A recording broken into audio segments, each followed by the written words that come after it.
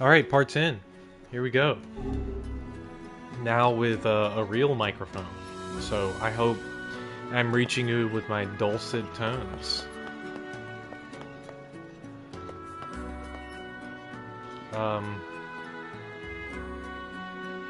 Yeah, so...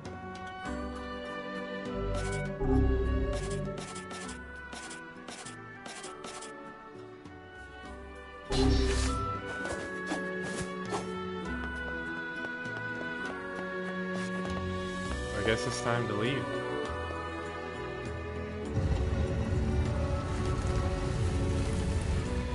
Maybe we'll get to fight that shadow wolf.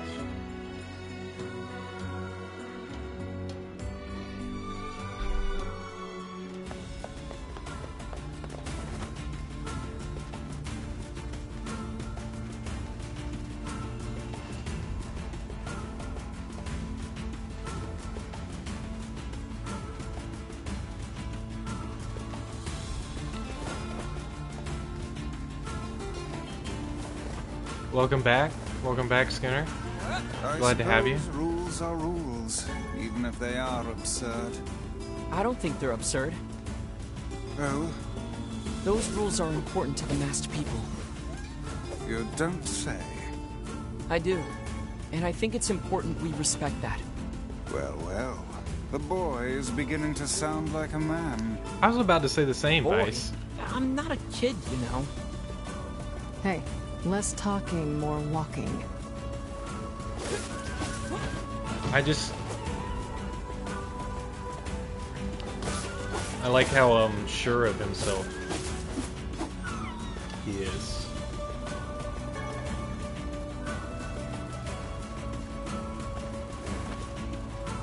Something I would like fully expect out of a NieR dad.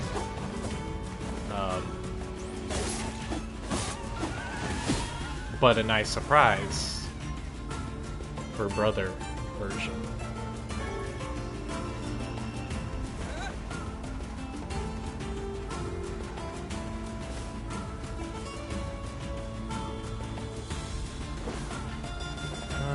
I don't think this is gonna work, but I want to check this fountain one more time. I don't think anything's changed.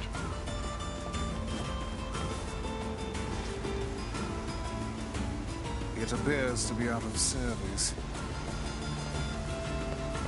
Guess not.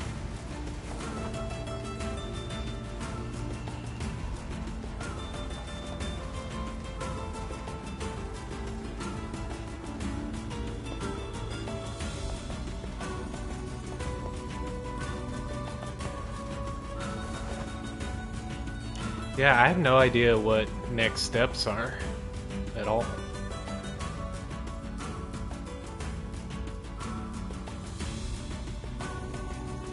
If I had my druthers, it would be finding wheat.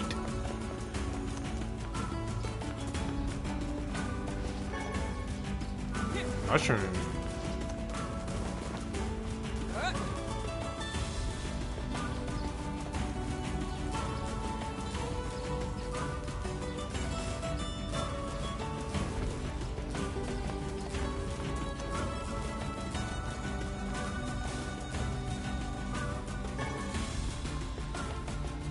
I feel like I need to grab... I'm sure there's some blade I need a lizard's tail for.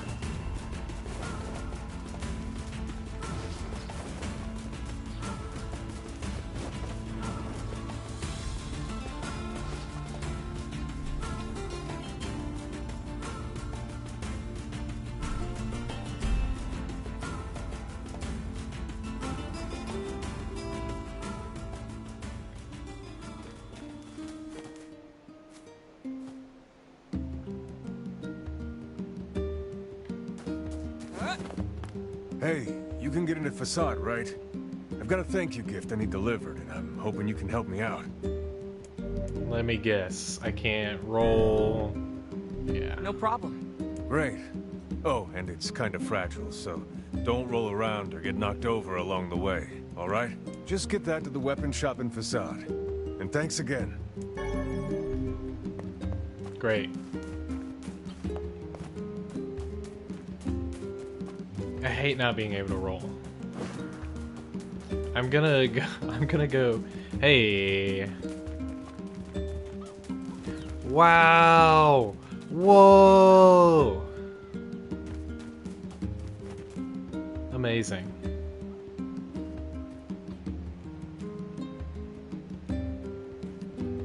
I truly can't believe I've got to come back here every day. Because, like, this isn't real time. I did this yesterday. Real time, this would be, I don't know, a month? I have no idea how long it takes to grow food.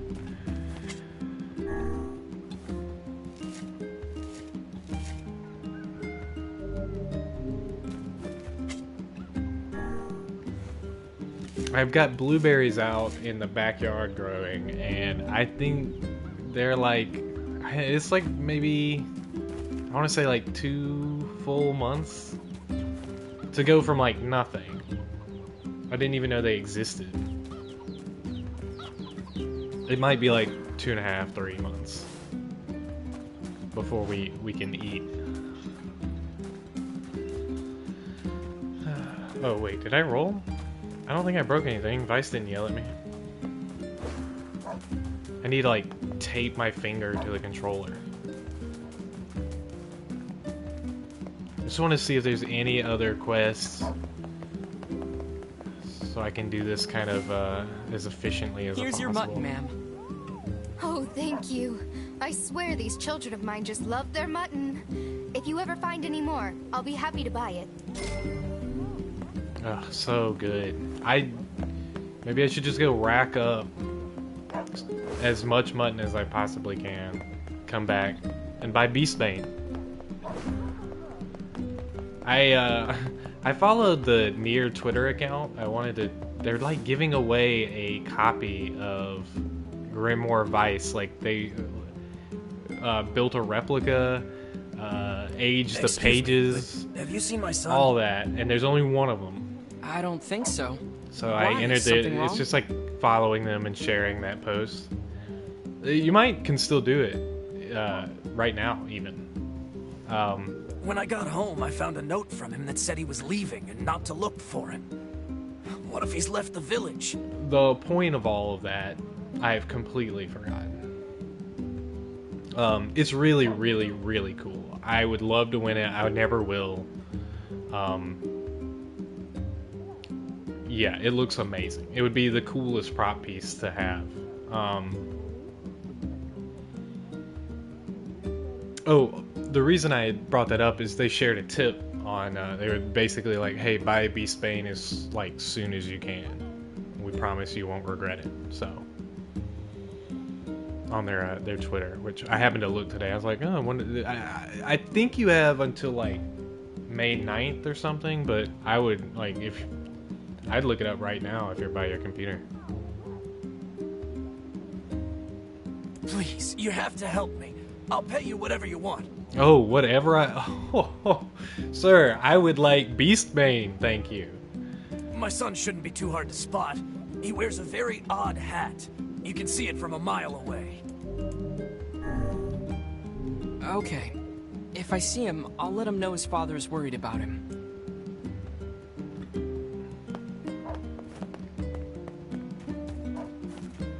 That's it? Okay.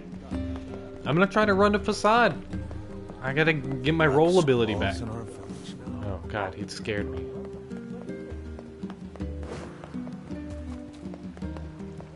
Oh, Beastbane is Papa NieR's cannon sword.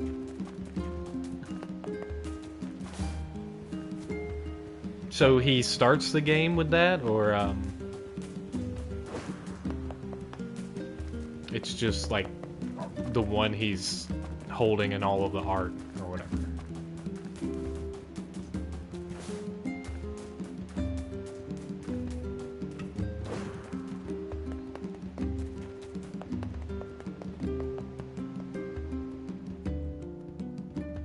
Got it.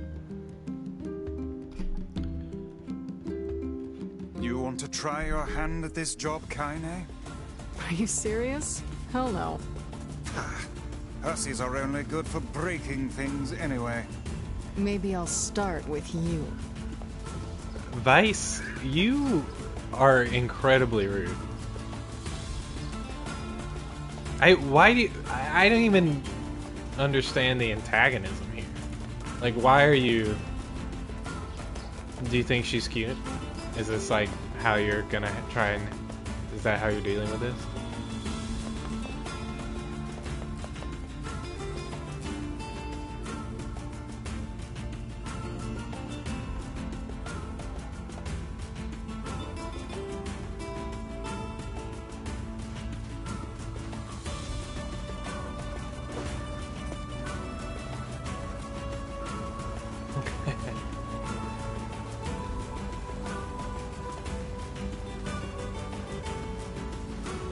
Oh boy, I gotta get around these wolves. Ah!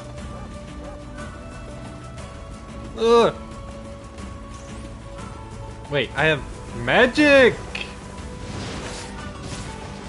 Ooh, I don't need to stop. No, no, no, no, no. No, no, no, no, don't pull out. Nope!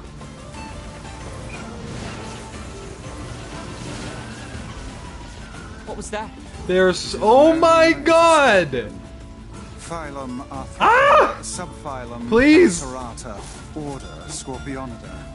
They are closely related in form and structure to other arachnids. I am so not following you right now. This It's is... an enemy. Kill it. Now that I understand. That's the kind of knowledge I fully... Oh my god! Oh. I fully expect Vice to have as a book. This is why I'm he constantly... I mean, you're right. In the previous episode, talking about how he is... he has lost his memories. So. Anyway, that was terrifying.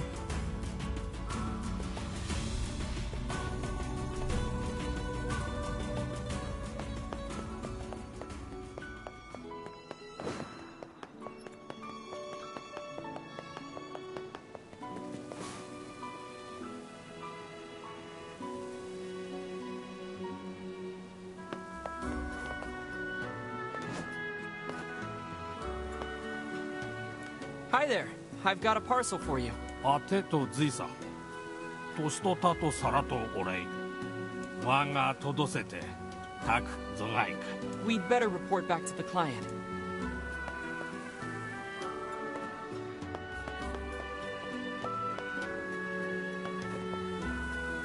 Alright,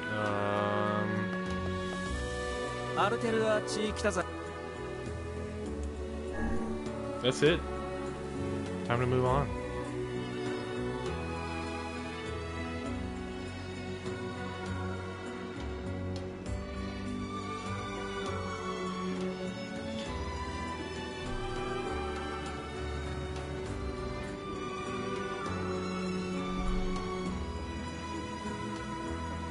Hey,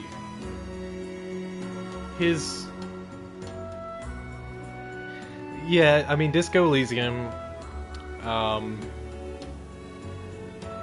he's got the different stats. He's got 100, and I just kind of disagree with 100 Encyclopedia, only because he can't remember a lot. I guess he's, I guess, you know what, I follow.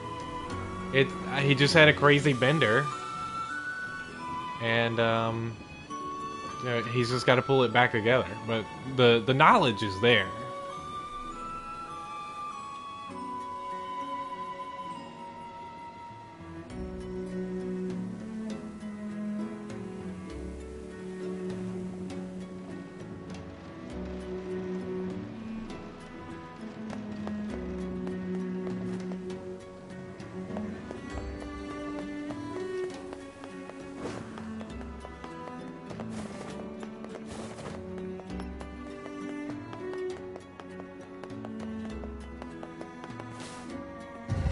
Alright, so what is next?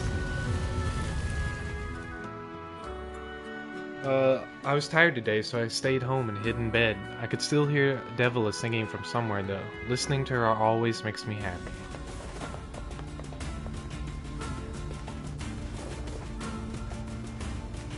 I would love to hear them sing. I just don't want to go back to... Alright, I'm fighting this. Let's go. What's up?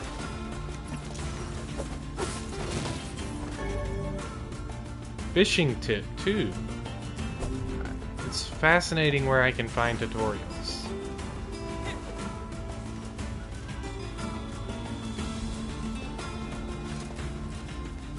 Oh shit, wait. Ugh. Damn. I'm sure there was something on him. I didn't think about that. Maybe that's where the... Maybe he's... I don't know.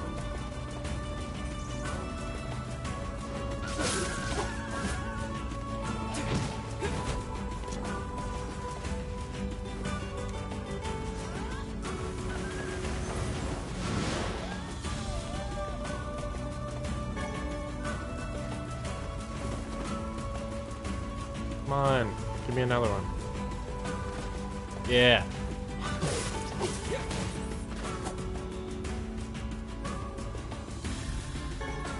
Scorpion tail. There we go. I bet that's helpful for upgrading that sword that looks like a scorpion tail. What is it? Earthworm's claw.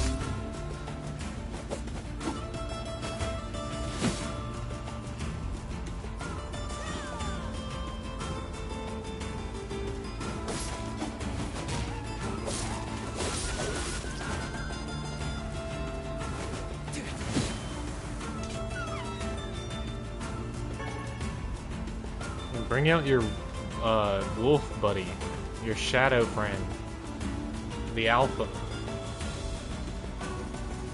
It's time we rumble.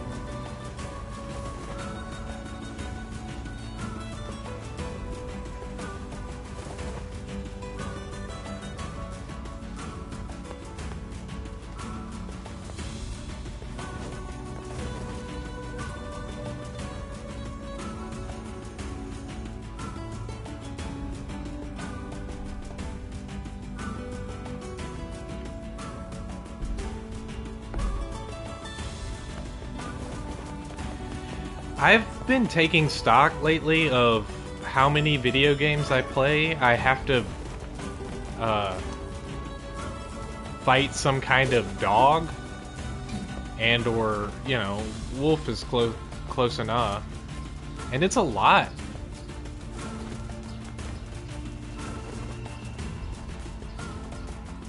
Like, I am constantly murdering wolves and dogs in the games that I play.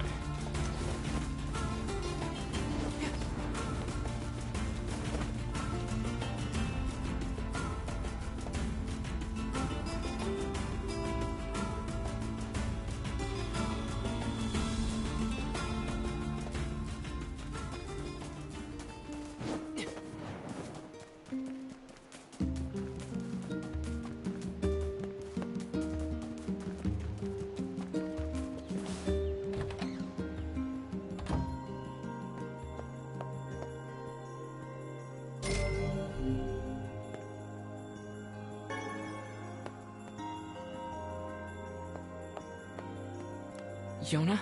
Oh, hey. How are you feeling? Better, now that I'm taking the medicine you brought. Good. By the way, are you gonna stay here today?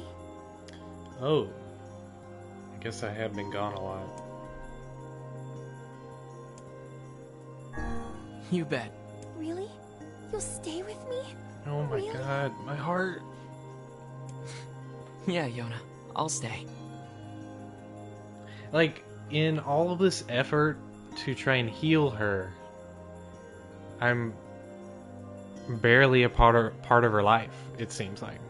Because, like, right before here, that loading screen is a letter talking about, I had sent one for, or like the journal entry saying that I'd sent a letter from the ocean, or from somewhere far away, where I can see the ocean. And that means that, I don't know, there's just something sad about that. That, like, fighting for her to live, but, like, not even spending time with her.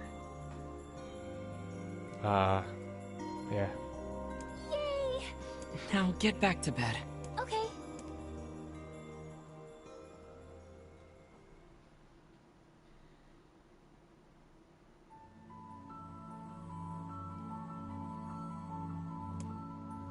I hear a voice. I squint and see a boy standing before me. His hair is silver, his skin is pale, and he stares up at me with hard, glassy eyes. Soon his lips begin to move, but no sound comes out.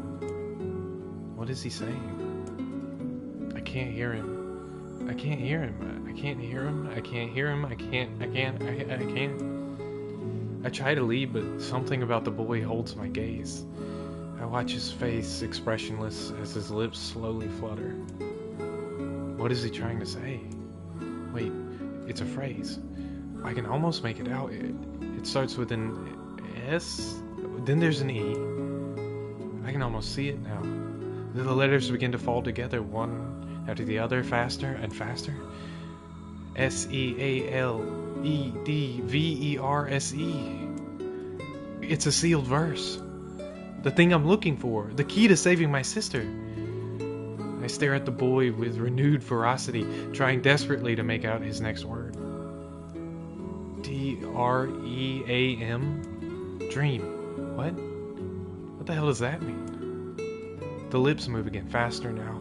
I can't follow them. Damn it! I can't make it out. I want to scream. I want to tear down the walls around me, but instead, I force myself to be calm. I can do this. I can do it for Yona.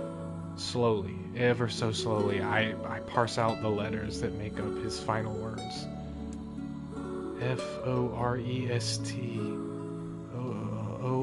FORESTOFMYTH.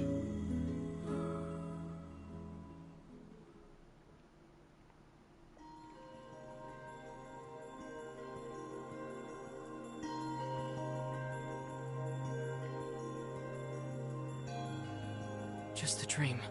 Even in my dreams, I'm hunting sealed verses.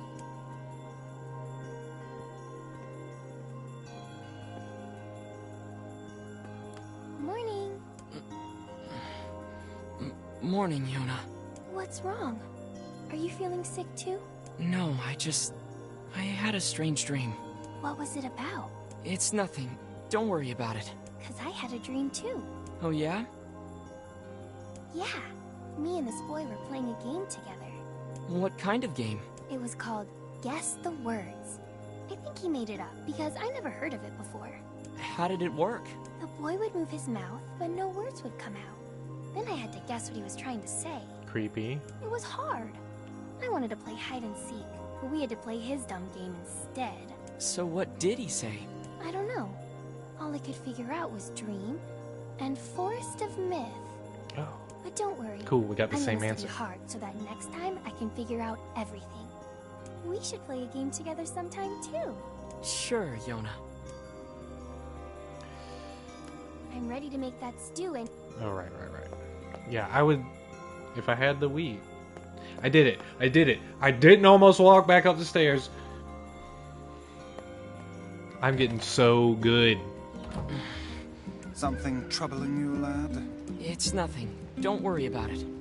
Come on, I need to go ask Popola something.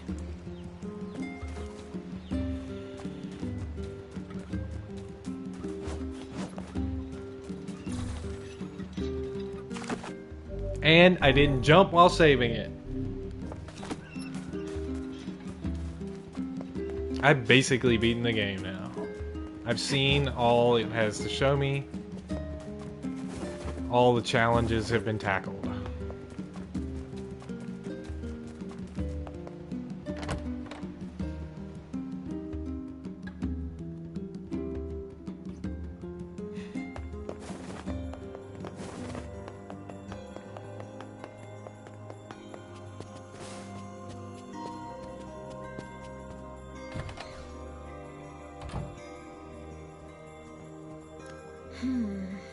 What's up, Popola?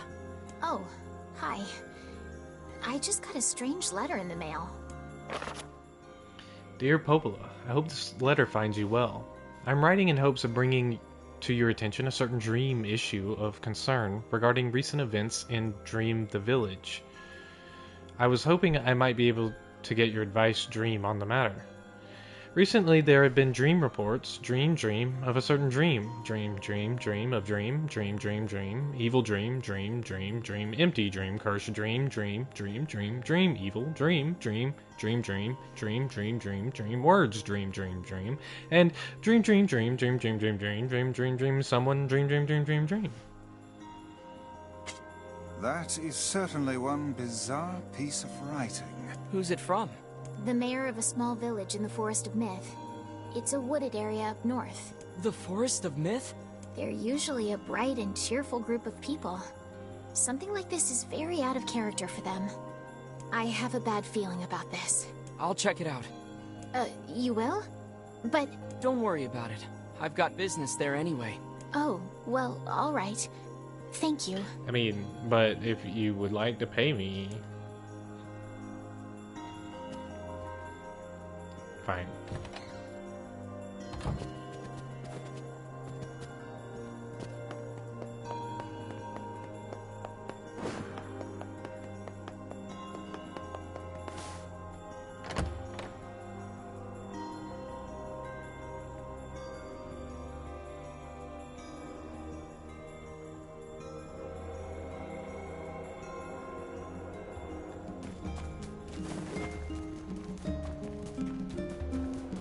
Alright,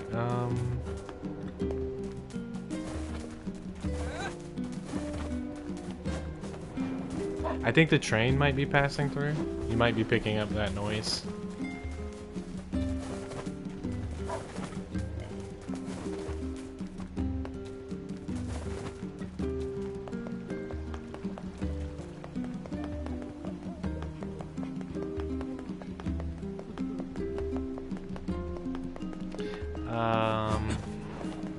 Good. I'm glad it's not too disruptive. Alright, looks like look, there's something wrong when I'm not doing side quests between like every story beat. Excuse me. And I don't know what to do about that. I'm really thrown off here.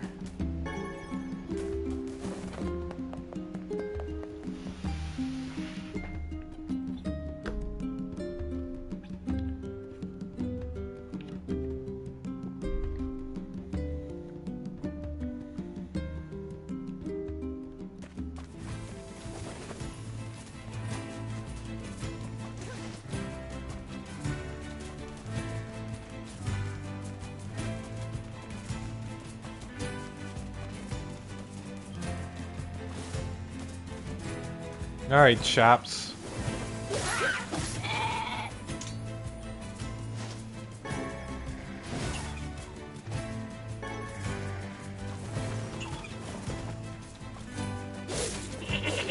Look,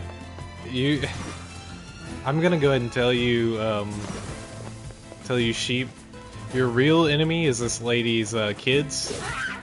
They are absolute monsters for sheep. So...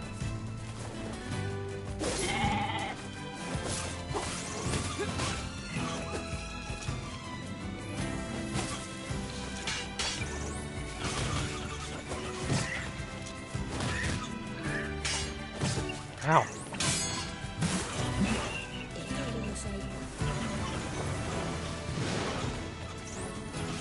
Look, I don't want anything to do with you. Look, it looks pretty sunny right here, so fuck off.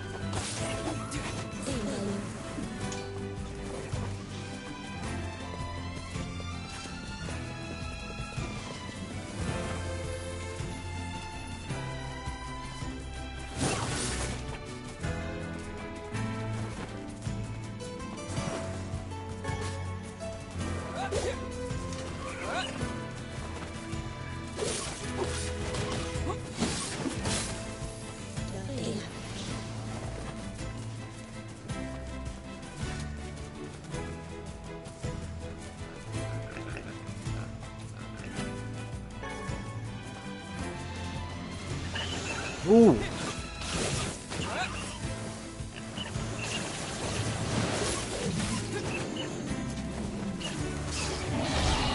Oh.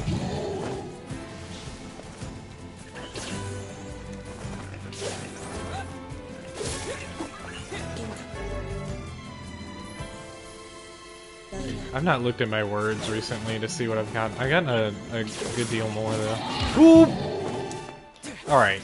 You wanna fuck around and find out?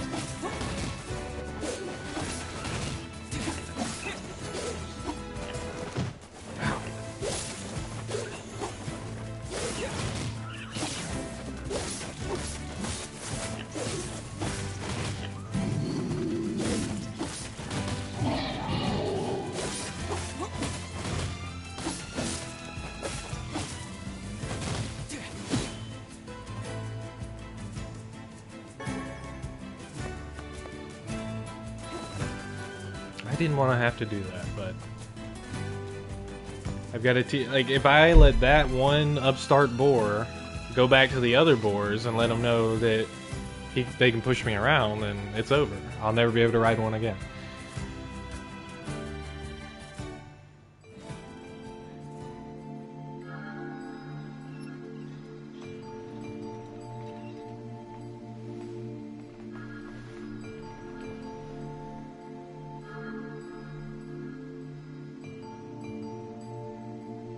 It sure is quiet here. Such silence bodes ill.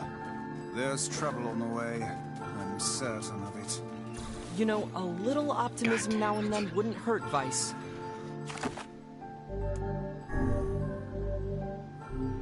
Such cheek.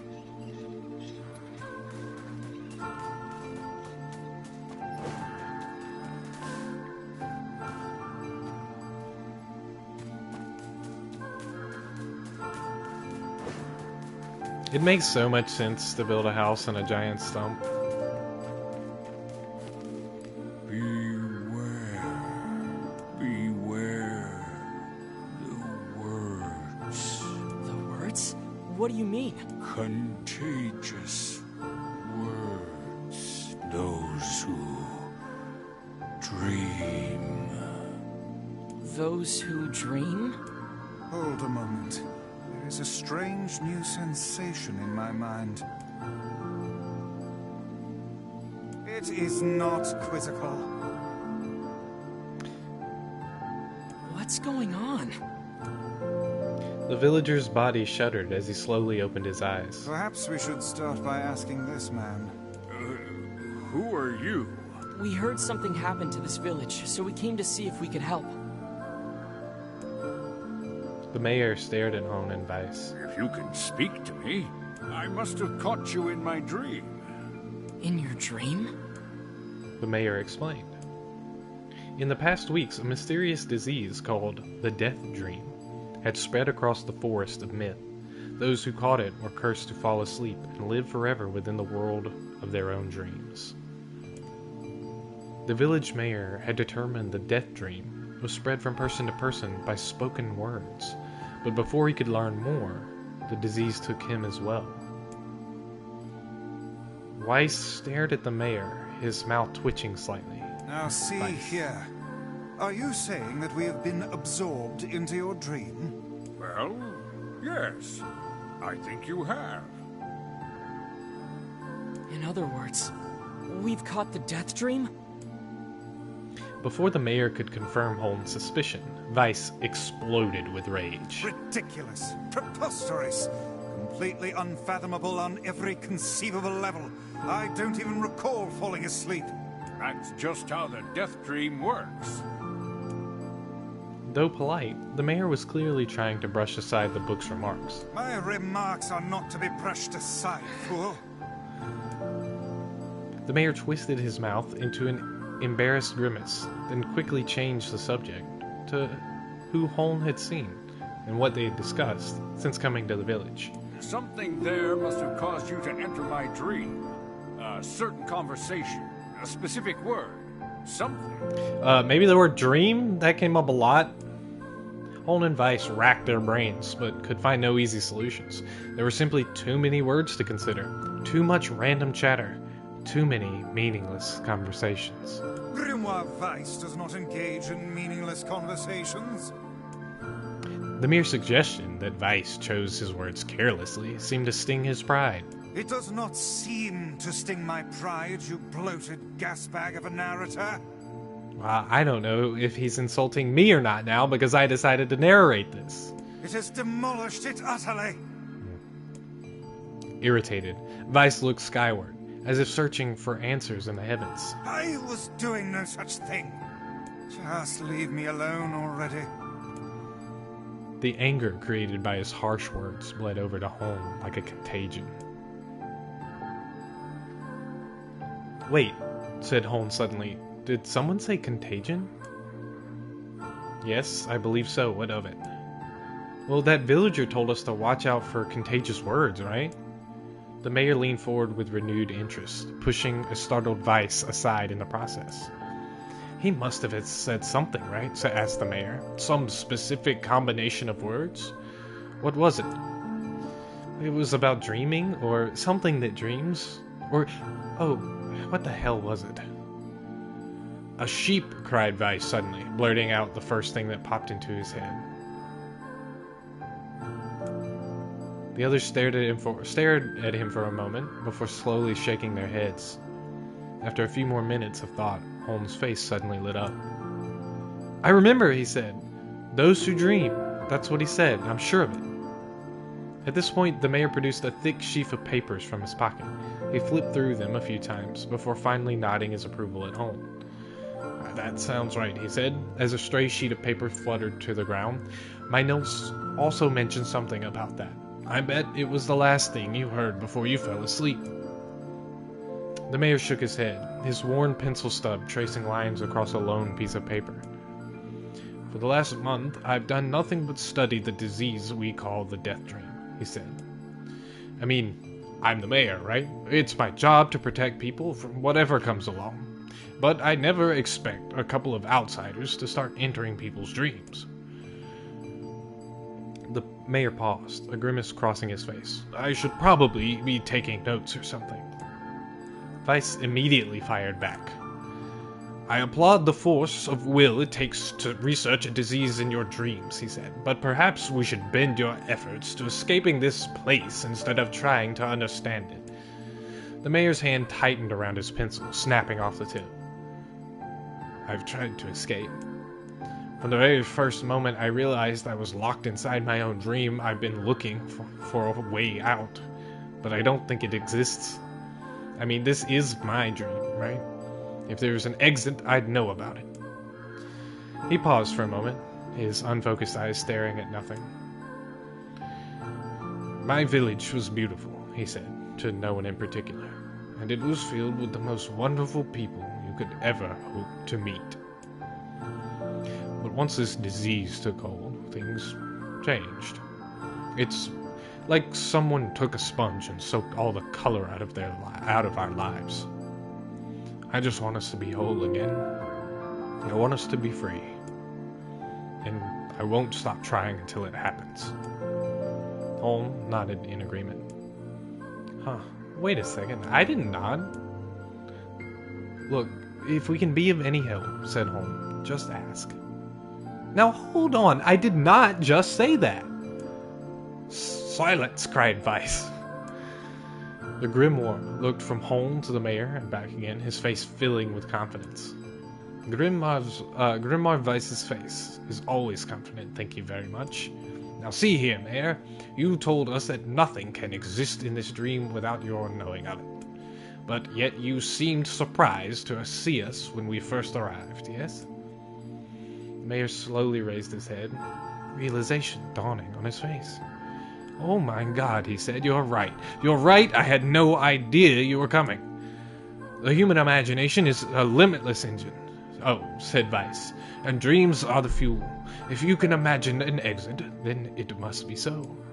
With your permission, we shall search it out. Thank you, said the mayor. I don't know how I can repay you. Payment is not required. We are eager as you to be done with this place. Now, Vice, hold on. The mayor suddenly felt as if he could breathe again. He'd almost forgotten what it was like. Good luck, you two, he called at the departing forms of Holm and Vice. We're all counting on you. As Holm slowly faded into the misty forest, the mayor was struck by a sense of déjà vu. I saw this man once before, he thought. But where? Holmes' mood darkened as he trudged through the forest. Hours earlier, when the beauty of the place was still a new thing, he'd been confident they could get in, find the exit, and be home in time for dinner. But the deeper they went, the more the forest closed in around him. The mist made it difficult to see more than a foot in any direction, and moss-covered rocks seemed determined to twist his ankle. More than once he'd been forced to steady himself on the rough bark of a tree, and his hands now felt small trails of blood on everything he touched. Additionally, Vice was proving to be spectacularly poor traveling companion. Unhindered by either terrain or physical effort, he spent most of his time urging Holm to pick up the pace and grumbling about their slow progress. Finally, after Vice muttered something about legless turtles being more adept at navigating the environment, Holm snapped. Okay, Vice, cram it for a second, would you? You don't have to walk! Holm leaned against a tree and tried to stretch the knots from his back. How could this stupid forest be so big? He muttered to himself. The moment the words tumbled from his mouth, a cacophony of insects sprang to life. Every imaginable form of buzz, click, and hiss roared at a volume that rattled his teeth. Holmes slapped his hand over his ears and screamed to be heard, Vice! What's going on? Holmes could see Vice's mouth moving, but he might as well have been shouting in a tornado. The insect screamed. The forest howled. And then, just as Holmes' ears seemed ready to tear from his head and to go running for cover, the sound diminished. Hesitantly, he removed the hand from his left ear and listened to the creatures of the woods. Zree, zree, zree, zree. Shek, shek, shek, chick, chick, chee, chick, chick, chee, chick, chick, chee.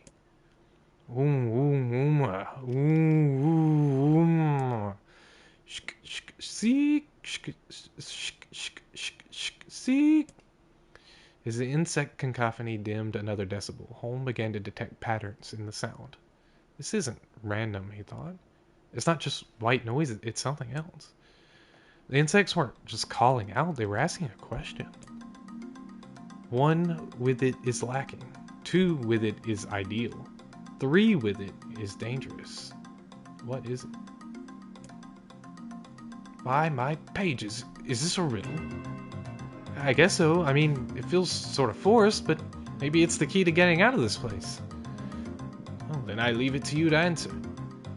1 with it is lacking. 2 with it is ideal. 3 with it is dangerous. What is it?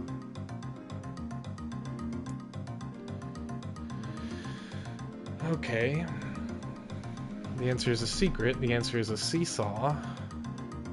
How should I know? Well, it can't be a secret. Well, 1 with it is lacking.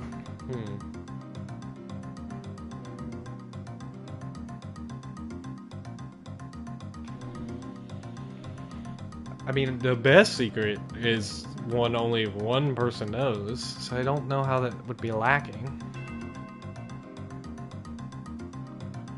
A seesaw, I mean, you can't really seesaw that well without 2 people. 2, it's ideal. I don't know why 3 people with a seesaw is dangerous, though.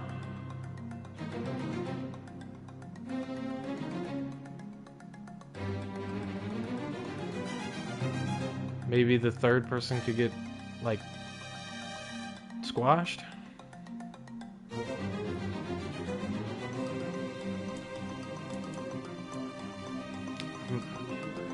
I'm gonna choose seesaw. Final answer. Something that's ideal with 2 people, dangerous with 3.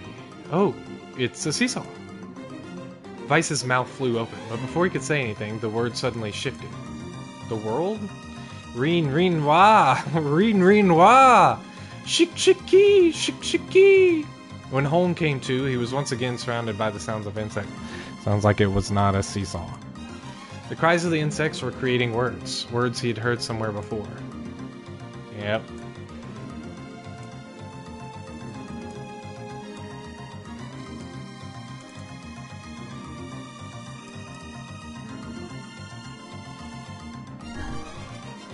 Inwardly furious that Vice left the task to him, Holmes sighed and gave only the only answer that made sense. Oh, okay, please explain it to me.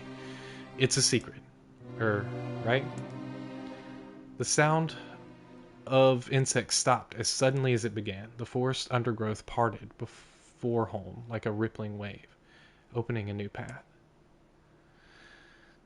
These forest arthropods are making a road for us, said Vice with glee.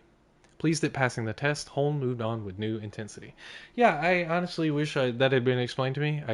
I'm sure I can just do a quick Google and find out why one person with a secret is lacking. I think that's probably the best kept secret, is one person, but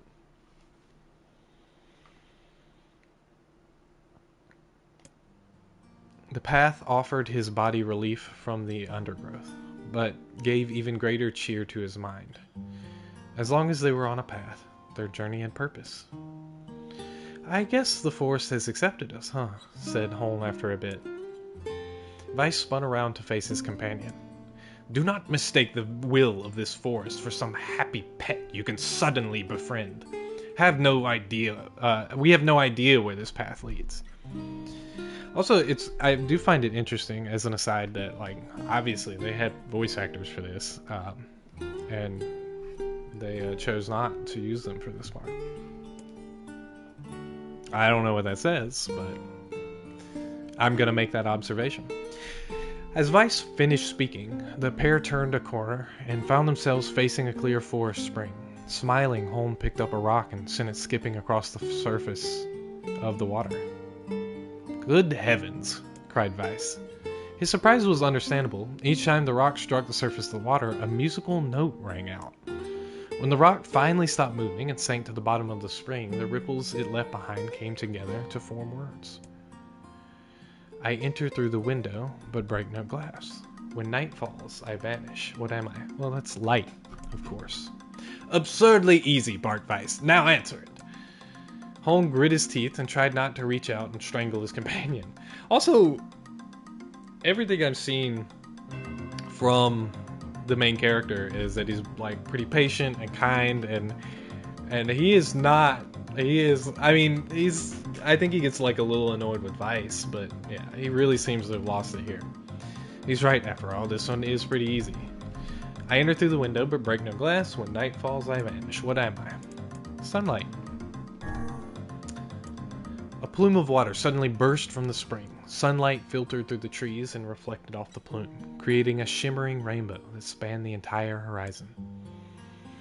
In all my years, said Vice softly, I have never seen such a sight. Perhaps I have misunderstood the intentions of this place.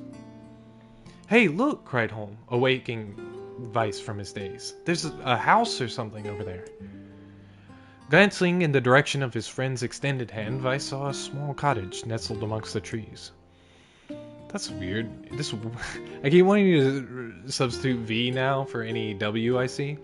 That's weird, isn't it, Vice? I mean, who would want to build a house all the way out here? Holm walked over and pounded on the door. After a minute of solid banging, the door cracked open, and a small man peered out.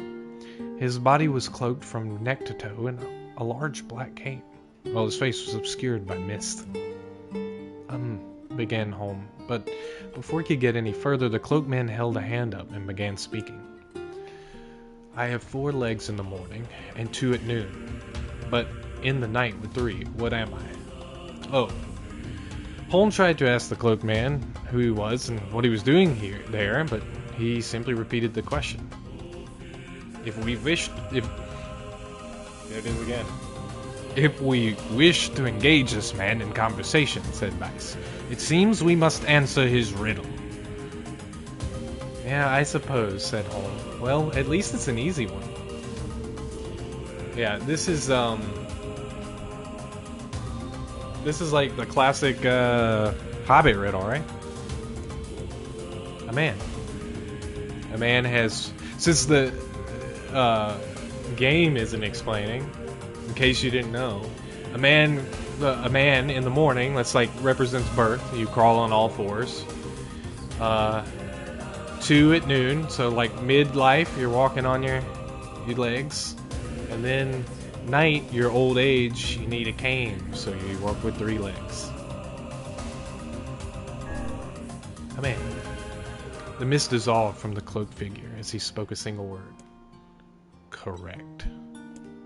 With that, the man flung his garment aside, revealing his true identity. "You're the mayor!" cried Holm.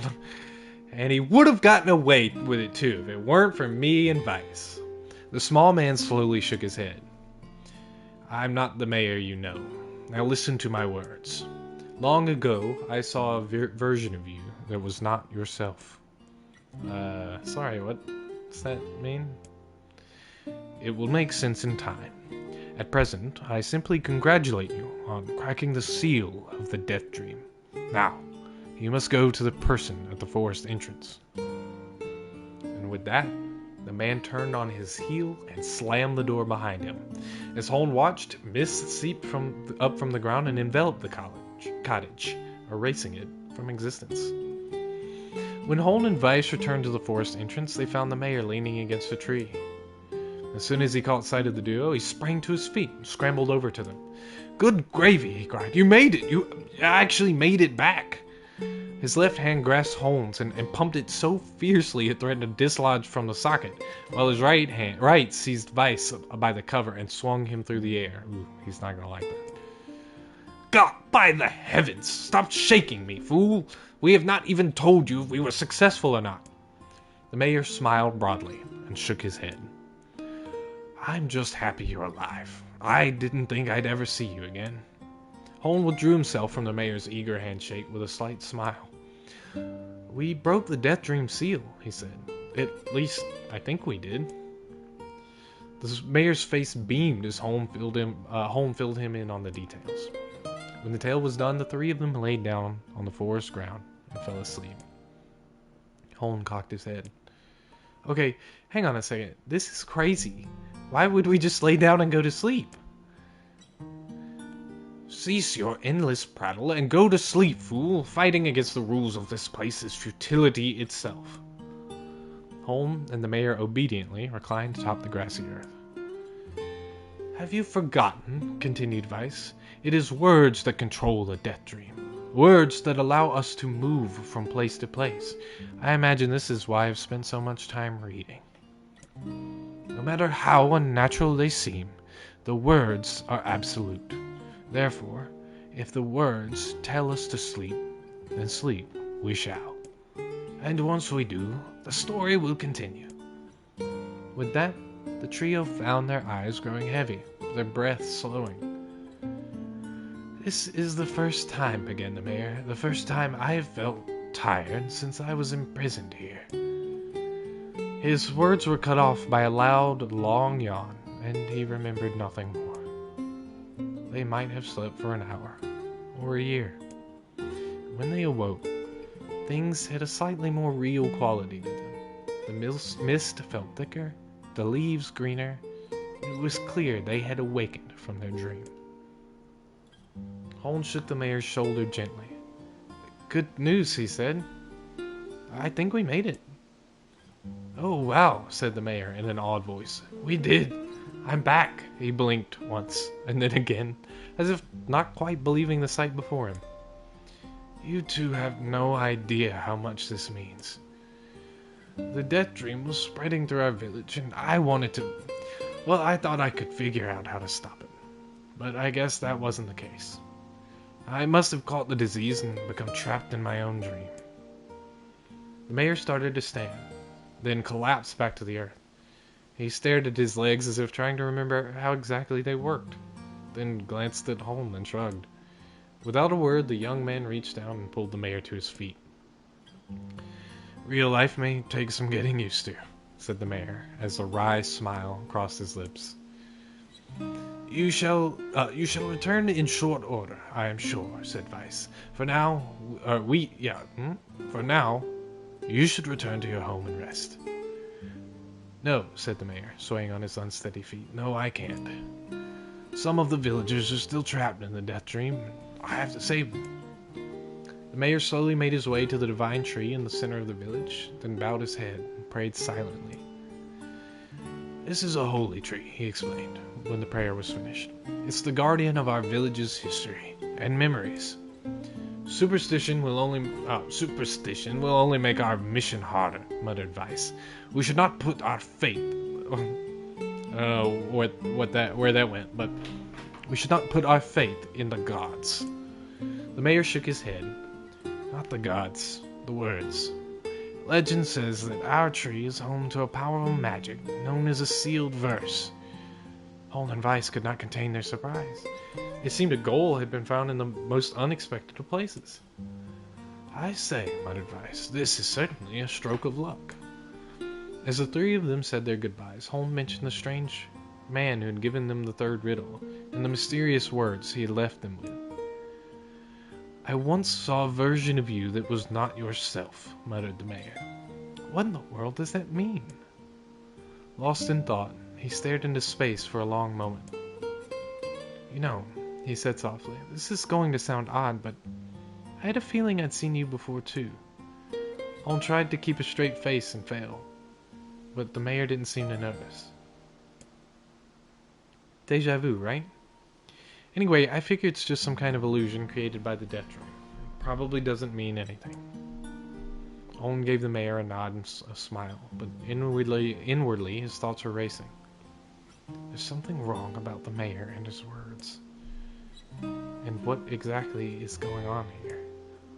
That riddle would prove to be the most difficult one of all. Oh, thank you so much. There, back to your paid voice actors. Now I can finally return to a normal life. This is one of the most bizarre diseases I have ever encountered. I know. That's why we have to help the other villagers, no matter what.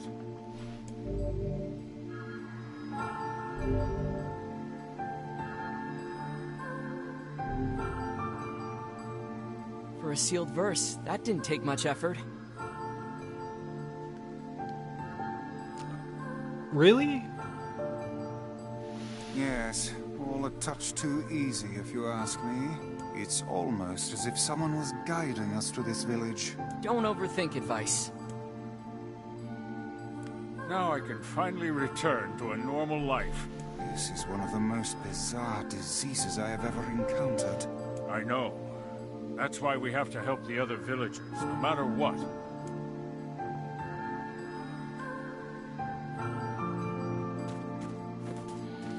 Alright,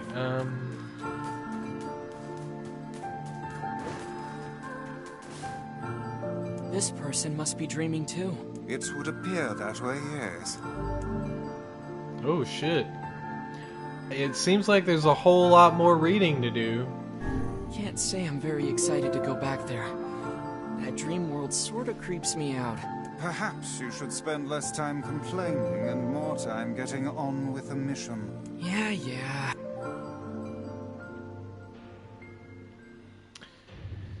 This is the reading episode. I hope no one was expecting any gameplay in this video game. I breathe air scented with death and resist the urge to laugh, for I know it will sound like the words of a madman. How long have I been in this fresh hell? My box, my prison, is tucked beneath the stairway in the long unused catacombs of some infinite castle. Outside, I hear the sounds of a funeral dirge that plays without end. Light has no place here. Wind is a forgotten friend. I pray for death to come, but he forsakes me. Time passes, and eternity slips by in a single tick of the clock. Someone knocks on my prison. Anyone there? I hear an unfamiliar voice say. My savior. I call out the door of my jail, embedding thick splinters under my ragged nails. I scream for help. I laugh. I sob. Surely this is a product of my addled mind. Surely it cannot be true. Help me, I cry. For the love of all the gods, help me. Impossibly, I hear the sound of a lock being torn out and falling to the floor.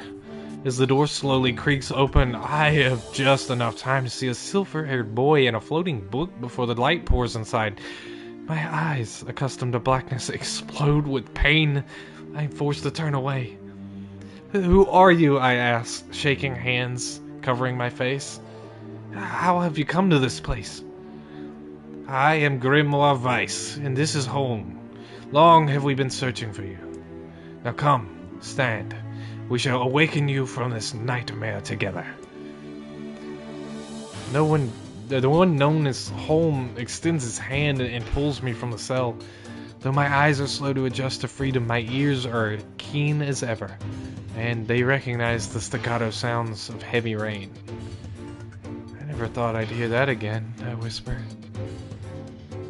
Would that this were not such a terrible storm. Would that this were not such a terrible storm, said Grimoire Weiss. Look at your feet.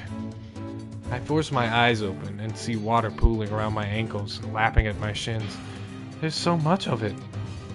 Yes, and more comes each moment we delay. If you do not make our escape, we shall all drown in this castle. We know you are weak, but you are our only hope to survive this place. Time, that long-forgotten friend, made itself known again. I nodded my head and swore to save my rescuers, no matter the cost. The castle catacombs are a maze, twisting upon themselves like the endless entrails of a giant. I squint down the dim corridors and proceed north. And at the end of the corridor, I find a row of 20 gorgeous canopy beds resting atop a carpet of velvet. All are covered in a thick layer of dust and cobwebs. Searching for the door to the next room, I come upon a shapeless mass of gray matter. It has been shoved against the side of the wall, and despite my fever, I think I see the outlines of a door just beyond. When I reach out a finger and touch a piece of the mass, it turns to dust and drifts away on the wind. Realization slowly dawns. I fall to my knees and weep. Corpses. Face a mountain of charred and crumbling corpses. I look from it to the beds and back again until the horror dawns full upon me. Someone has piled these bodies into a tower and set them ablaze. Whether they were alive or dead, I do not know. Insanity will not permit me to consider the proposition further. I make a sound, with a scream or laughter, I cannot be certain. Then my mind grants me merciful blackness, and I find myself opening the door and leaving the most terrible of rooms. I squint down the dimmed corridors, and I proceed east. I squint down the dim corridors, and I proceed north. I squint down the dim corridors and proceed north. At the end of the path, the waters rise to my waist, exhausting me both physically and spiritually. I pray that this is the way out. Eventually, I can stand the sight of the waters no longer, so I turn my eyes upward. Imagine my surprise when I see a series of paintings hanging on the faded plaster wall. Each depicts a person in the prime of life, clad in clothing of the highest quality. The styles, however, are strange to me, leading me to believe that these people had lived long ago. Long ago. One subject wears an outfit that particularly catches my eye. It is constructed of a thin, breezy cloth, and decorated with a motif of flowers and birds, while encircling the figure's waist is a leather belt of the most perfect construction. It is a stunning costume, even by modern standards. As I gaze at the portrait, I am struck by a desire to touch it with my own hands. Yet, as I extend a single finger to the painting, I'm gripped by a most unpleasant feeling. Staring closely at the image, I see it bend and warp into the shape of another finger. Something beyond the picture is pointing at me. Is it another prisoner? A fellow inmate trapped for eternity in this place? I cannot let it pass, and so I seize the portrait with both hands and throw it into the water. The wall is hollow beyond the painting, and inside I can make out a body. Whether or not this is a prisoner, there would be no rescue. The poor soul is long dead. Scraps of clothing lie on the floor around the bones. Only a small amount of the fabric has survived, but it features the same delicate designs that were depicted in the portrait.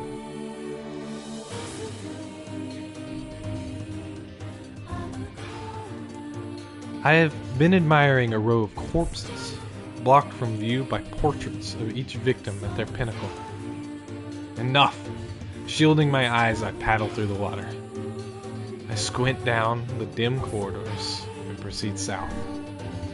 I squint down the dim corridors and proceed. I went north. Let's go west. At the end of the path, a row of heavy wooden casks lie on their side in a dark chamber. Doubtless they are filled with wine. My thirst whirlwhirls to life. I cannot remember the last time my parched throat had relief. I scramble to the first cask and pull frantically at the cork. The theft of a few cups means nothing, I tell myself. The cask will be ruined by a flood regardless. Finally, the cork surrenders to my attack, and thick red liquid bursts forth from the hole. This is no wine. It is blood, still warm from the body. Whether animal or something else, I cannot say. The foul liquid soon mixes with the rising floodwaters, creating a warmth that laps against my thighs. By the gods! Are all the rest of the kegs filled with blood as well? I lack the courage to confirm my suspicion. Disgust quickly becomes fear as I turn to flee, but my weakened legs betray me, sending me toppling over into the red ocean below. The smell of death is everywhere. It threatens to consume me. I must escape this hell. Crawling on all fours like an animal, holding back screams lest any foulness enter my mouth, I lurch forward through the red waters and out to the room to freedom. I squint down the dim corridors and proceed east. I squint down the dim corridors and proceed east. At the end of the path, I find myself in a great hall with only the sounds of rain for comfort. The waterlogged red carpet squishes beneath my feet as I approach the center of the room. Once there, I behold a beautiful dining table upon which rest china and silver of the finest construction, as well as the remains of a fantastic feast. As my eyes continue to adjust, I see many chairs surrounding the table, each holding a dinner guest.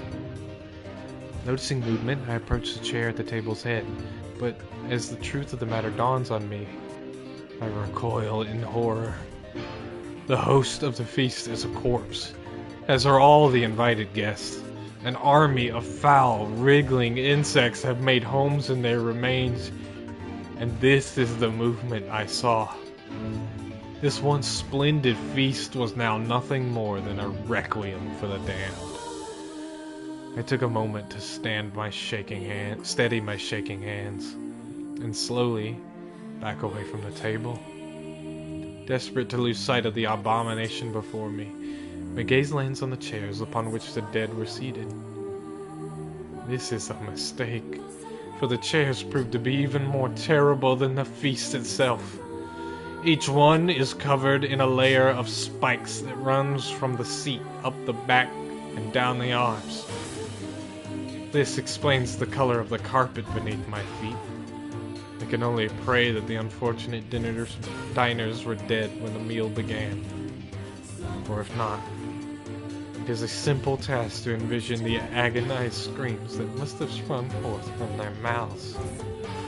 My mind grasps frantically at the possibility that these souls had committed some terrible crime for which was this was punishment.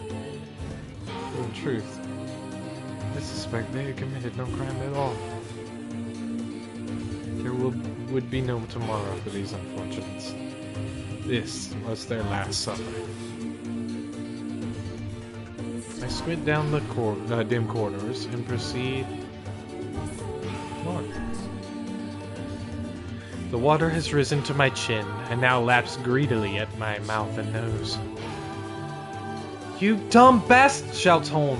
He surely desires to say more, but the rest of his insult is cut short by the rising water. Grimoire Weiss, wet and tattered, floats on the water's surface. It is already too late for him. This wasn't how it was supposed to end. Dang, I got a game over? I got a game over in the reading section? Damn.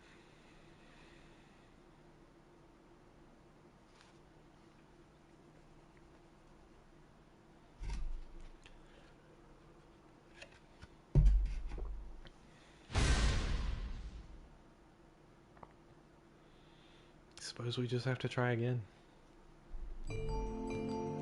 Oh, well, thank you. I'm glad that I'm the first.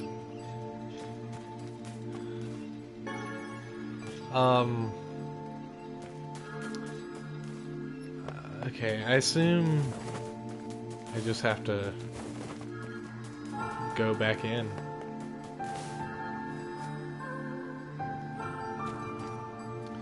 Alright, This person must be... It would have... Can't say I'm very excited to go... Perhaps you should spend less... Yeah, I'm gonna assume this doesn't change much, and not read all this again. Until I find something new. Yeah, this seems all...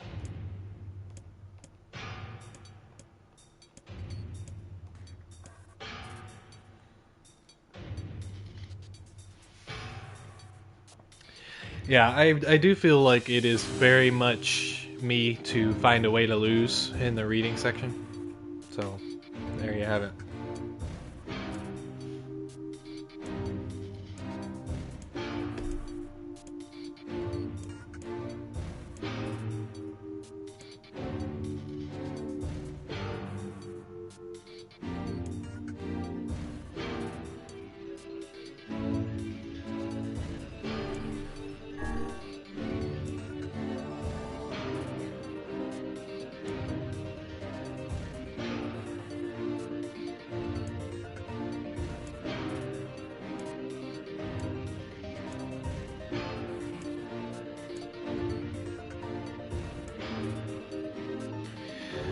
Okay,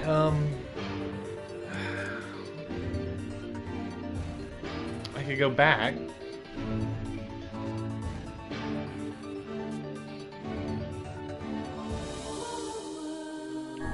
Whatever. Yes, okay. It's just gonna send me. I wonder if it's like a number of clicks on these corridors, so I've just wasted one.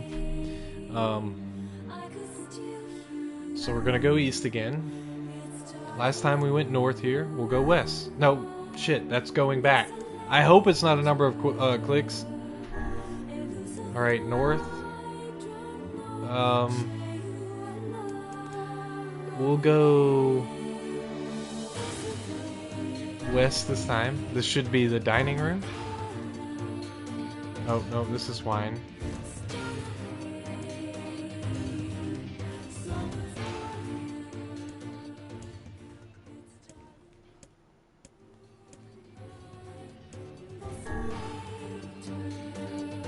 Nope. Yep.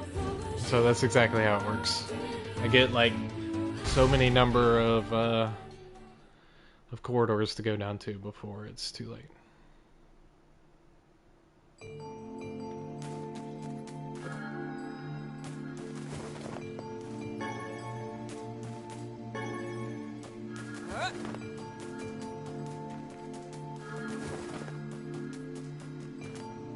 This person must be dreaming too. It's...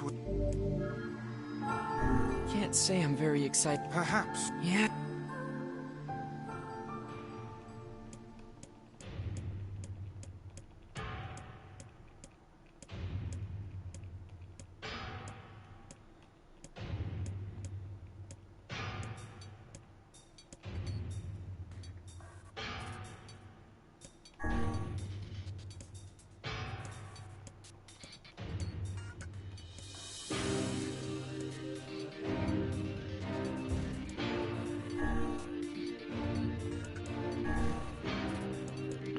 Okay, I guess it was east?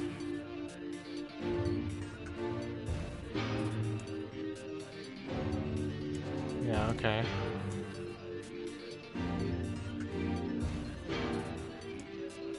So I just went east.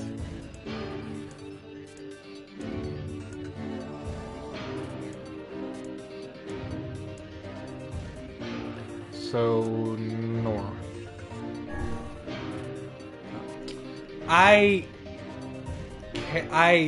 Oh my god. So if I'd gone to one less room, I would have made it out. Against all hope, we make it to the front door. Break it down, someone cries, and so I give myself to the effort. In tandem with Hone and Grimoire Vice, I slam my body against the thick, sturdy door. On the third try, it gives way. We find ourselves sprawled on the ground outside the castle. The storm is in retreat. The clouds above are still dark and foreboding. But to the west, I can see a thin shimmer of sunlight trying to break through. How can I thank you? I cry as tears join the rain on my cheeks. I would surely have died in there. I did, actually, a couple of times. Looking down, I suddenly notice that my dress is in tatters, and sheepishly try to cover my exposed skin. Your dress, asked Vice. Then you are a woman, madam. I am? What does it matter, Vice? I proffer the two a smile. I suppose that comes as something of a surprise, seeing as how I exist only in the form of words. See? Why does it matter, Vice? I can see that the one known as Home is disappointed that the torn dress will be given no further description. But he hides it well. Maybe I shouldn't have named... I might be getting red. That's not true. I see enough of Kaine every chance it gets. With a nod and a shrug, the three of us set forth to our awakening. But behind us, an awakening of another kind is taking place. Black smoke fills the abandoned castle, providing the countless damned souls inside with their final shroud. After a moment, the castle's windows shatter with a mighty roar. A fresh breeze blows through the hallways and corridors, clearing the smoke away for good. As we watch in awe, uncountable black shadows slowly flicker to life, crossing to and fro in front of the broken windows. The castle's dead have awakened to their new life as shades.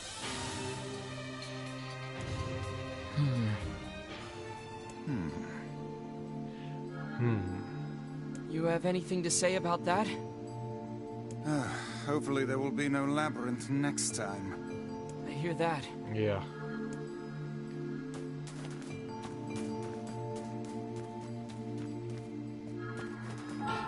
Maybe I'll go save just in case. Oh god.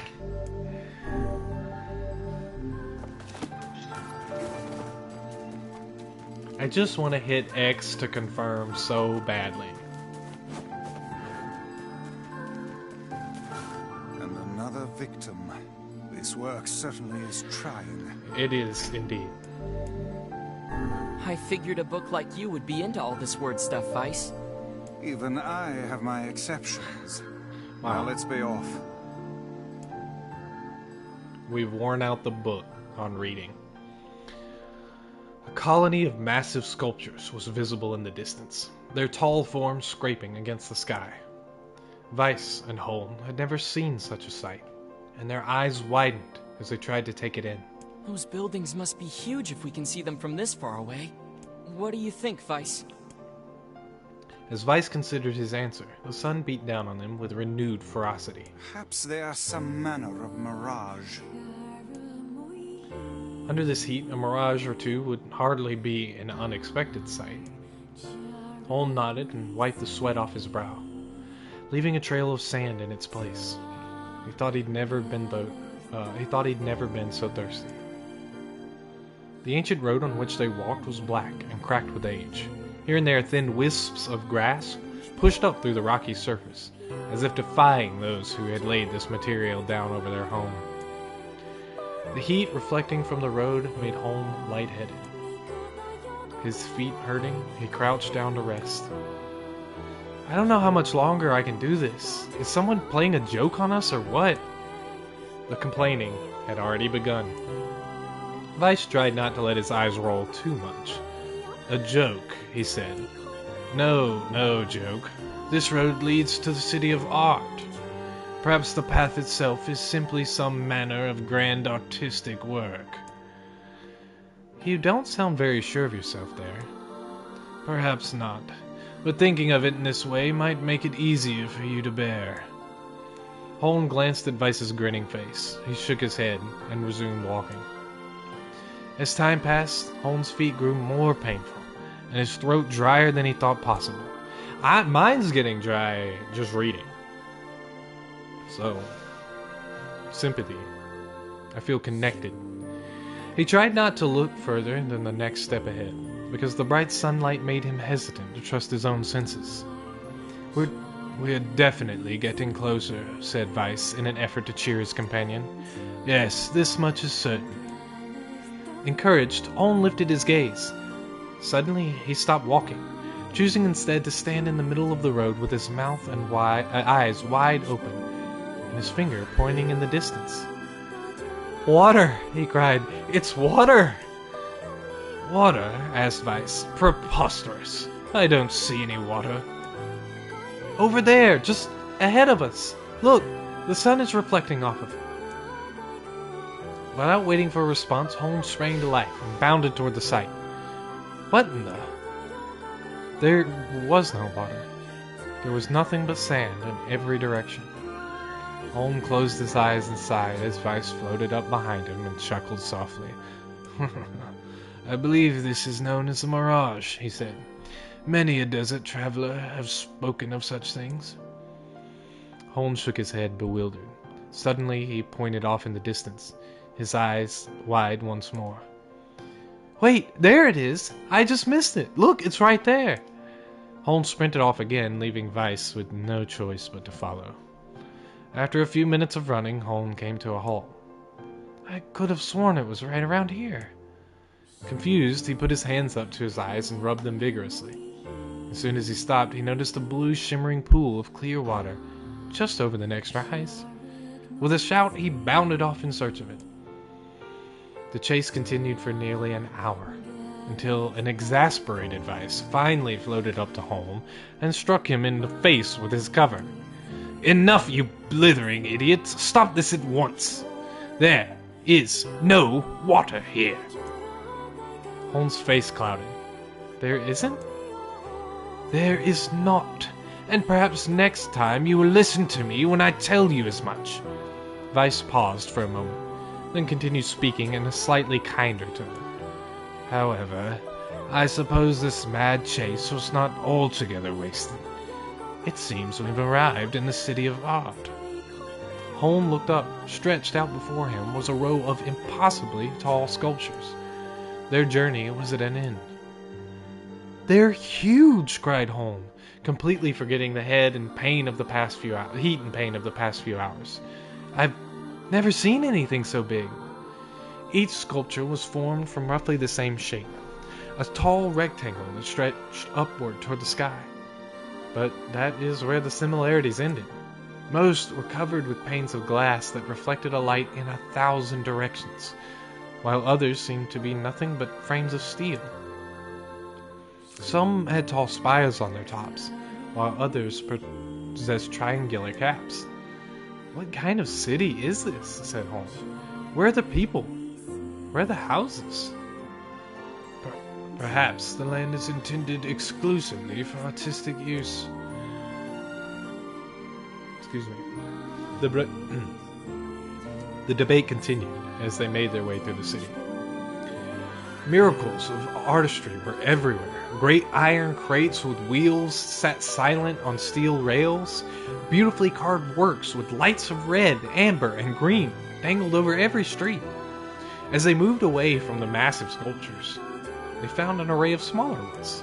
Some were covered in glass or brick, but many were composed of materials they'd never before encountered. The sheer variety of colors and styles was staggering. Unable to find a theme or purpose to the abstract works around them, Holm and Weiss eventually fell silent. On the outskirts of the city, they discovered 3 sculptures in the shape of humans. Holm uttered a sigh of relief as he approached them. Finally, I was getting tired of modern art. The 3 statues were indistinguishable, except for a single word chiseled into their right arms. One read Alpha, one read Beta, and the final one read Gamma. As Holm moved to touch the NieR statue, a bird flew from the top of the sculptures, alighting on the statue's shoulder. It emitted a brief, beautiful song that took the form of words. Only one form is real, the others are false.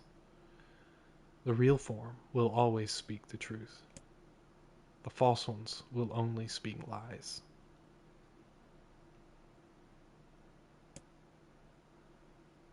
With that, the bird departed.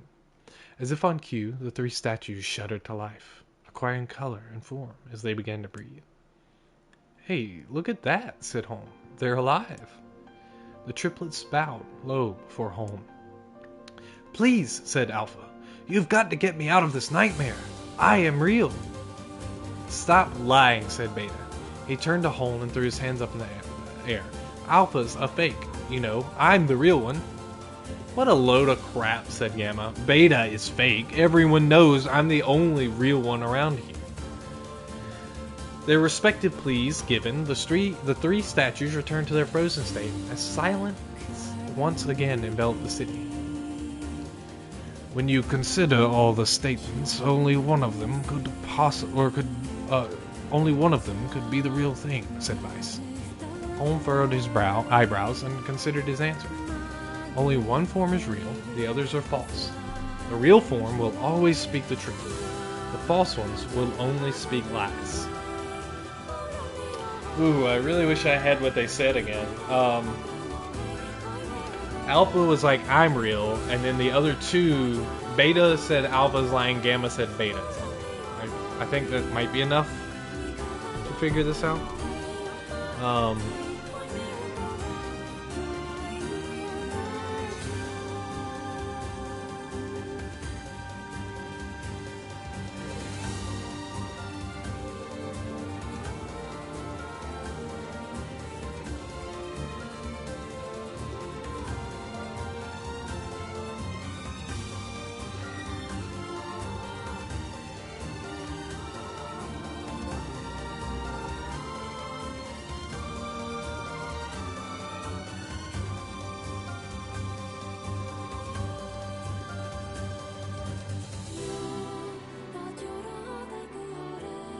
I don't think it's Alpha.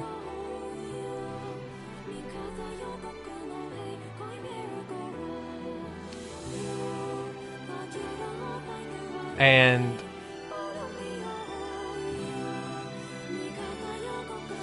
Gamma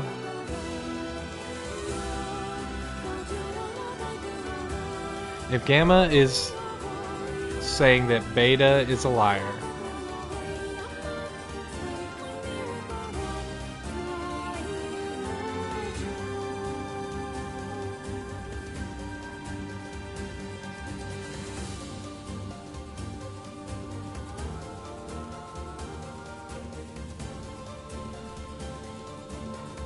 okay.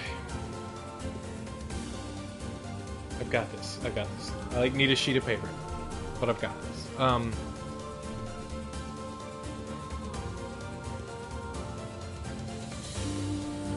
I think one of the liars, one of the people blaming one of the others, has to be it.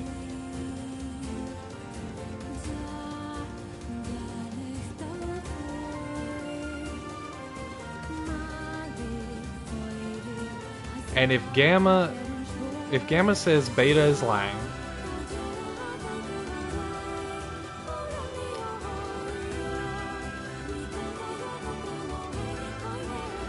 okay, Yeah, so if Gamma is saying that Beta is lying and saying I'm the real one,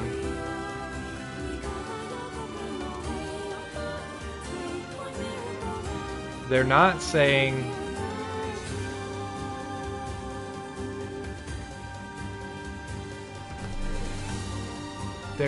that Alpha, no.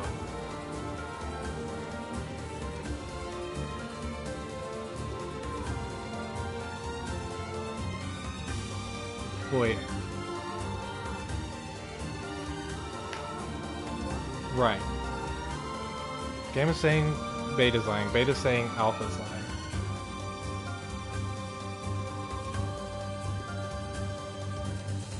So, right, if Gamma says Beta's lying, that would mean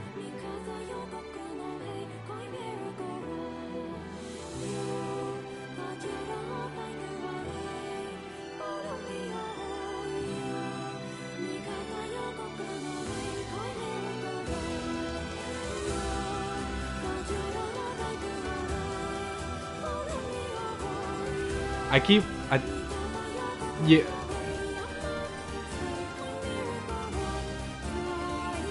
Yeah, by saying... Wait, why is Gamma saying that both are lying? By saying that I'm the only one, like I'm the real one? I'm the person who's needs rescuing?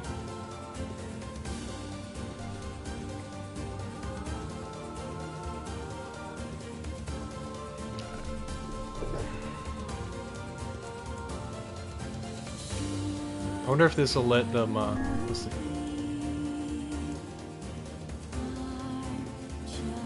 Okay, cool. It's gonna let me go back over this.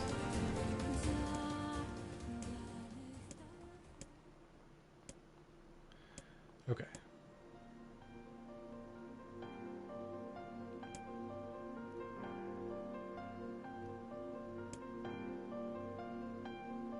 Yeah, so what a load of crap. Beta is fake.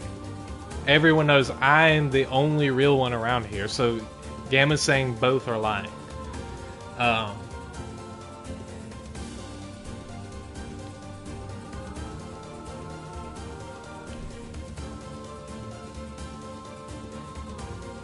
So I think Gamma's... What, can they both be lying? Alpha...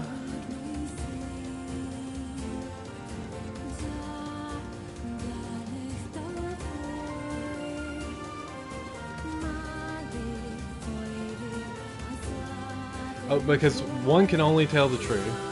Oh god,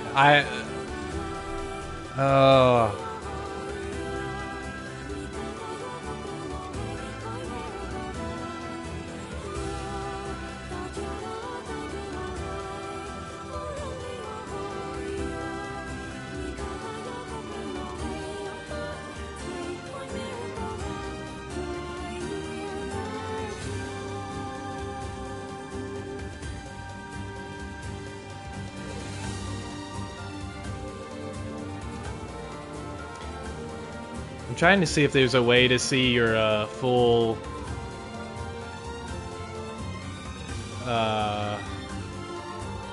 your chat or the chat. I only get like blips. The smaller the better, I guess, but I don't think I have a way to just access the full thing, whatever it is that you're saying. So basically, Skinner, the longer the chat you type out, you can get like maybe about 5 words in before I don't see it anymore. Before it's like hidden. I just get the ellipsis.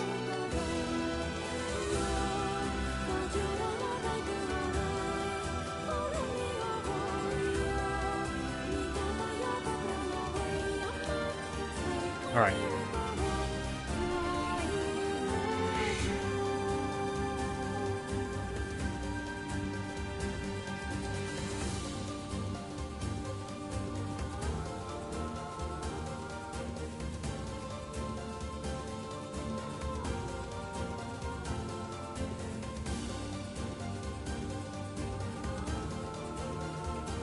Yeah. For some reason, like, I feel like I'm brushing up against the comprehension of this.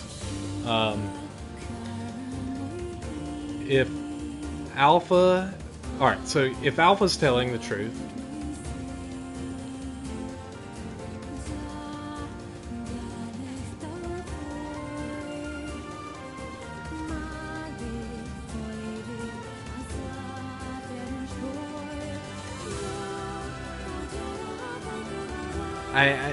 this is where I'm getting stuck. If Alpha's telling the truth,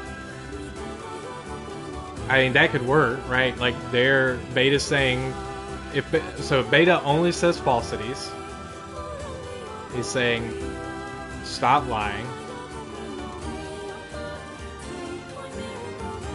Alpha is fake. You know, I'm the real one.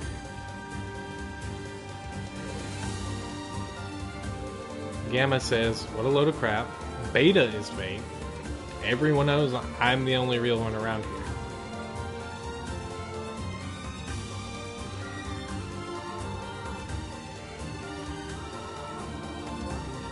But if it can only lie...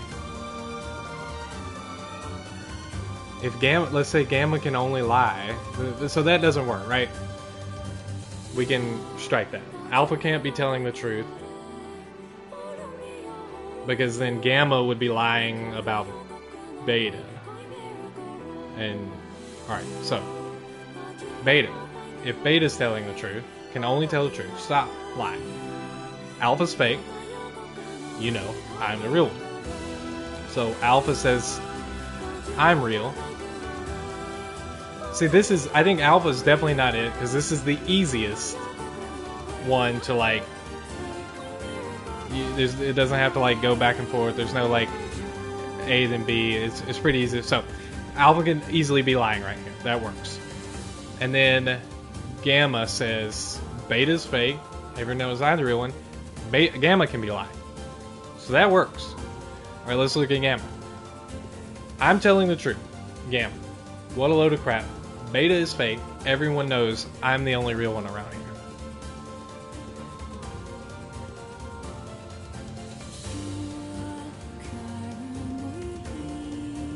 So if that, let's say that's true, then Beta's saying stop lying. Alpha's fake. You know, I'm the only real one.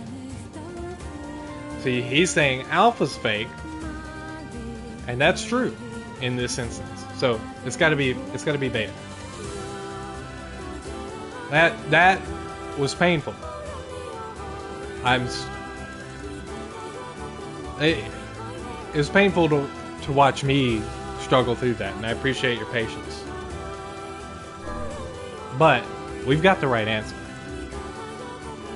The real one is Beta. Though Holmes' voice betrayed a notable lack of confidence, bullshit! I am confident as hell right now. He was relieved to see Vice nodding at him. Hey, Skinner, you're kinda like my Vice. If Alpha were telling the truth, began Vice. If Alpha were telling, he's gonna explain it. If Alpha were telling the truth, began Vice in the dry tones of a lecturer, Beta and Gamma would be fakes. But in that case, Gamma's claim that Beta is fake would be the truth, even though Gamma is a liar. Therefore, the theory crumbles. Now, let us presume that Gamma spoke the truth. That makes Alpha and Beta liars. In this situation, however, Beta is calling Alpha a liar, which would leave us with two statues telling the truth. Finally, let us assume that Beta is telling the truth. If so, Alpha and Gamma's lies would make sense. Therefore, Beta must be real.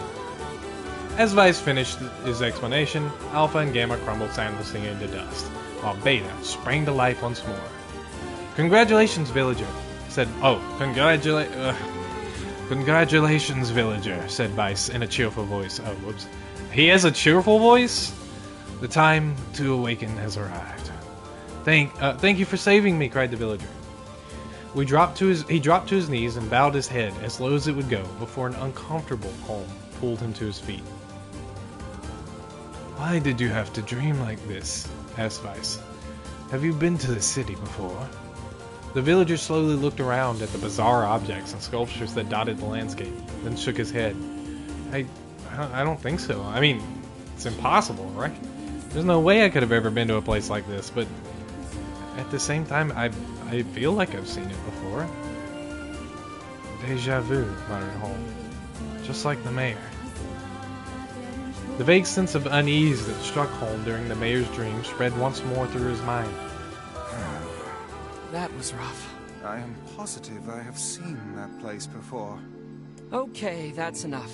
Don't need you getting all weird on me too. Okay, there. Now all the villagers can wake up, right? Yes, if the mayor's assumption was correct. Thank God there's only 2. I think I have had enough wordplay to last a lifetime. Thank you very much. You're telling me. Anyway, let's go see the mayor.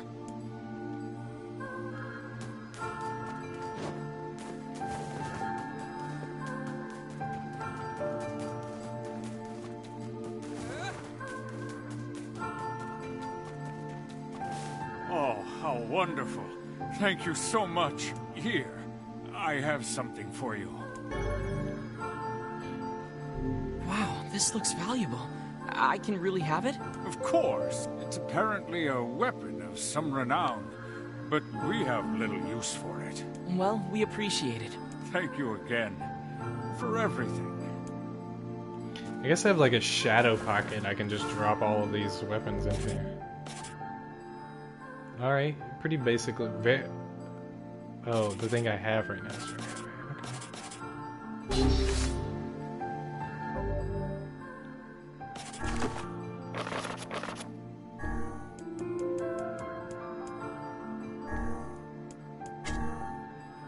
A sword carried by the world's most loyal servant. Like that loyalty, the sword's blade is straight and true.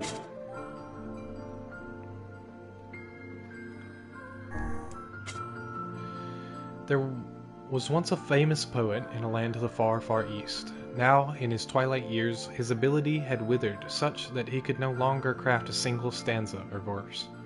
The poor poet spent every moment racked with sorrow for what had been lost. But one day, a monk appeared by his side, gently placed a blade in his hands, and imparted the following words. Which you have to pay to see. Alright, cool. Well, this seems like an excellent stopping point. God damn it. For part 10, the text-based adventure game NieR Replicant. So thank you for joining me for this, and we'll see you next time.